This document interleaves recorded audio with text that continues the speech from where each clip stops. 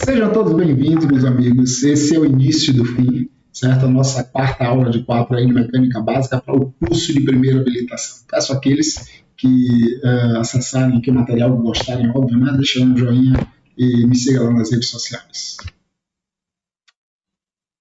Meus amigos, vamos falar aqui dos pneus, a gente concluindo aí o nosso curso de mecânica básica para a primeira habilitação.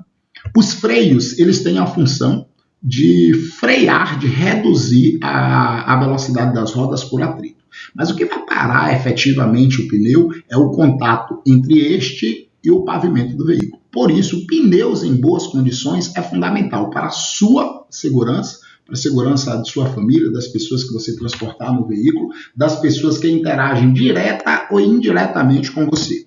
Quando a gente fala das boas condições dos pneus, o primeiro ponto que eu trago para vocês é a questão relacionada à calibragem. Devemos calibrar o pneu do veículo semanalmente, na pior das hipóteses, a cada 15 dias. Um pneu mal calibrado, ele sofre um desgaste prematuro, ele aumenta a possibilidade da ocorrência de um acidente, ele aumenta o consumo de combustível, que pode variar de 3 a 5%. Seu carro consumir de 3 a 5% mais por conta de um pneu mal calibrado. Um pneu mal calibrado, como eu disse a vocês, ele aumenta a possibilidade da ocorrência do acidente, porque um pneu mal calibrado, ele fecha os sulcos. E quando a gente tem água no pavimento, ele tem mais dificuldade em retirar essa água do pavimento. Ele vai aquaplanar, ele vai hidroplanar com mais facilidade, ele vai aumentar o espaço de frenagem. Então, calibrar o pneu do carro é fundamental para a segurança e para a economia. Quando falamos em pneu, eu não posso deixar de falar com vocês de alinhar e balancear esses pneus. Um veículo que não está alinhado, ele consome o pneu, o desgaste do pneu é 60%, chega a ser 60% maior. Um pneu balanceado, no balanceamento a gente vai corrigir a ovalização, no alinhamento a gente vai corrigir a convergência e a divergência que os pneus sofrem naturalmente. E quando eu falo de calibragem, mesmo que a gente não use o veículo todo dia, o correto é calibrar toda semana, na pior das hipóteses, calibrar esse pneu a cada 15 dias, reforçando aí a mensagem para vocês. Rodízio é uma coisa que algumas pessoas recomendam, eu não recomendo rodízio.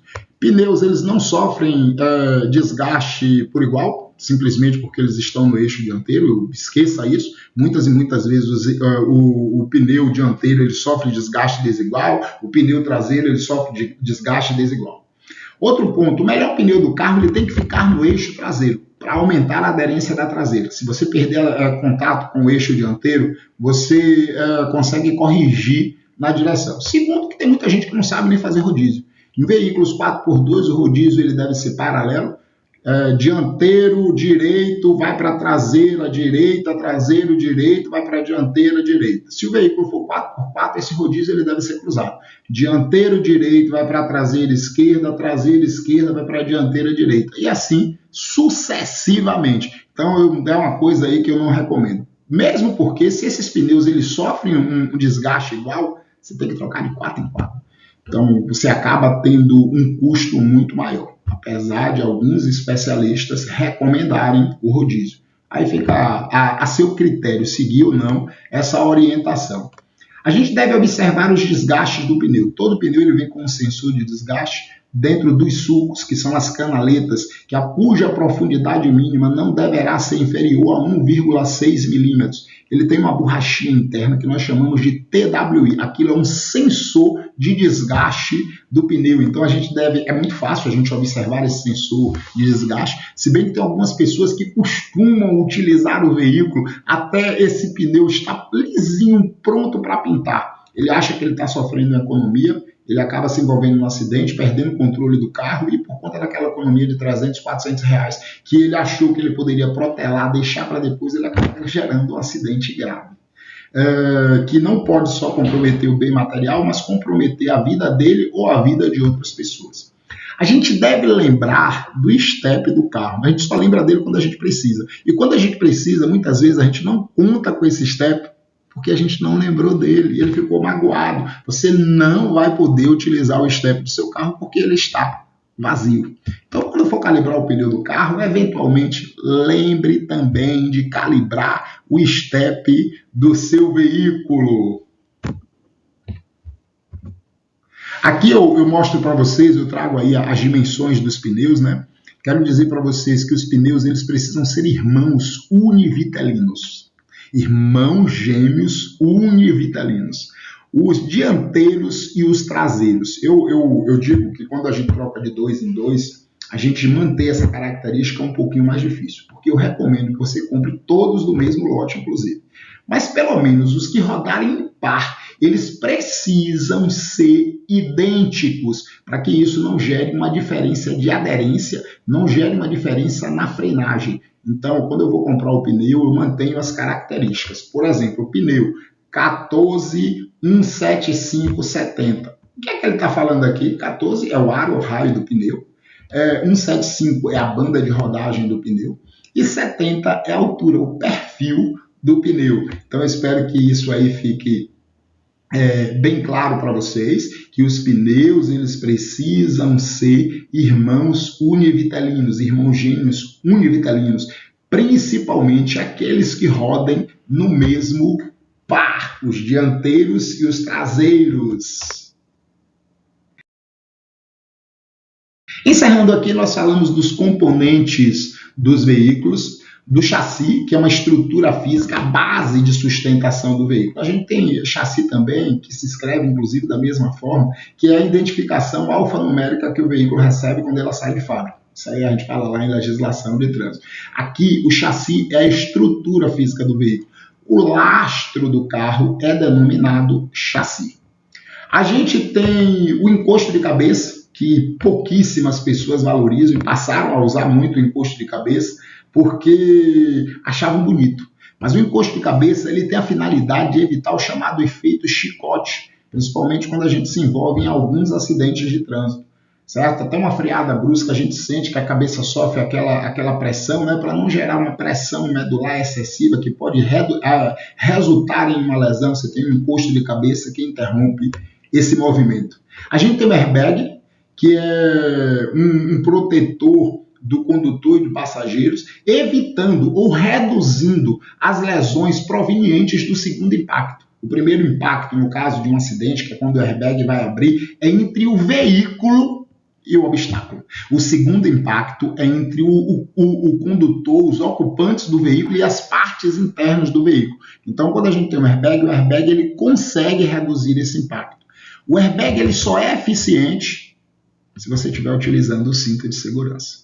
Se você não estiver utilizando o cinto de segurança, o airbag ele pode agravar a lesão que você tem. Em alguns veículos, o airbag ele nem abre quando não se usa o cinto de segurança.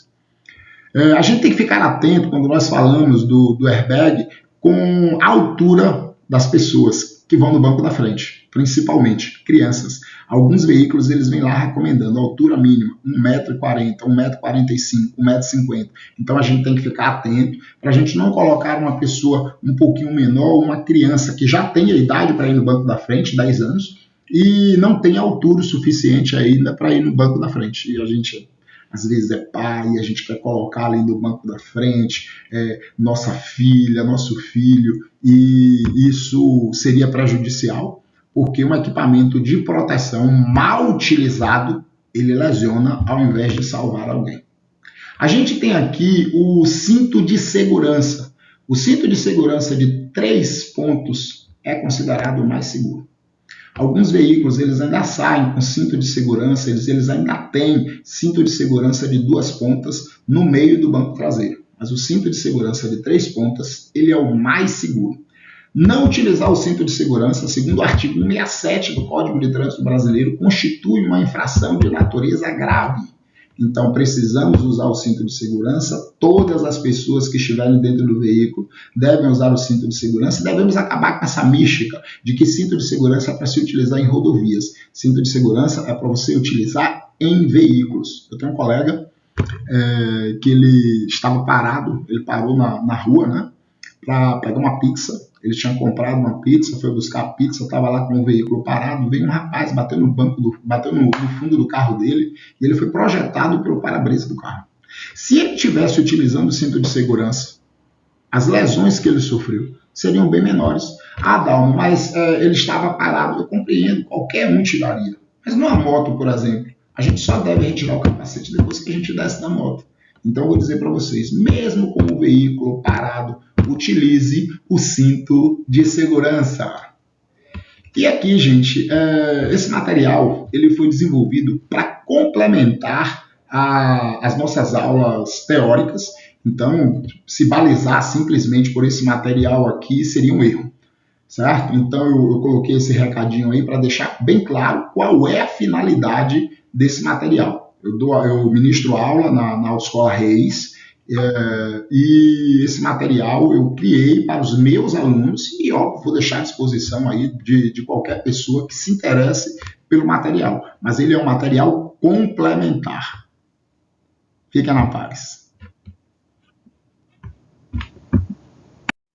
Gente, venho aqui só para encerrar a aula de Mecânica 4 aí, certo? Espero que vocês tenham gostado do conteúdo e até os próximos conteúdos aí, se Deus nos permitir. Não esqueça, seguir o Professor Dalmo lá nas redes sociais.